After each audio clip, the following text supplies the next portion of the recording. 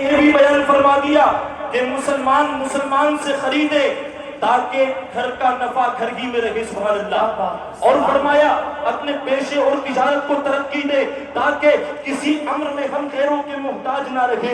لیکن مسلمانوں کی عملی حالت یہ ہے کہ آج مسلمان حرفت و تجارت کو عیب سمجھتے ہیں، غیروں کی نوکریوں کے لیے ٹھوکریں کھاتے پھرتے ہیں، در در ٹھوکریں کھاتے ہیں، اور غیروں کی نوکریوں میں حرام کام کرنے کو اور حرام مال کھانے کو یہ فخر سمجھتے ہیں، عزت کا کام سمجھتے ہیں۔ ایک پیارے غور تو کرو، اعلیٰ حضرت فرماتے ہیں پہلی بات تو یہ کہ اکثر مسلمان تجارت کی طرف جاتے نہیں، لیکن اگر مسلمان تجارت کی طرف جاتے بھی ہیں تو خریداروں کا حال یہ ہے کہ وہ اپنے بھائی سے ان کو چاہیے کہ وہ اپنے بھائی سے خریدے، اگرچہ کچھ نفع زیادہ دینا پڑے کہ نفع اپنے بھائی کو حاصل ہو۔ لیکن مسلمان دکانداروں، مسلمان تاجروں کی حالت یہ ہے کہ مسلمان دکاندار تاجروں کی حالت یہ ہے کہ جہاں غیر مسلم 1 پیسہ کا نفع لیتا ہے وہی مسلمان 4 پیسوں کا نفع لیتا ہے، اور مال بھی اعلیٰ کوالٹی کا نہیں ہوتا ہے۔ اور ہمارے غیروں نے یہ تجارت کے اصول سیکھ لیے ہیں،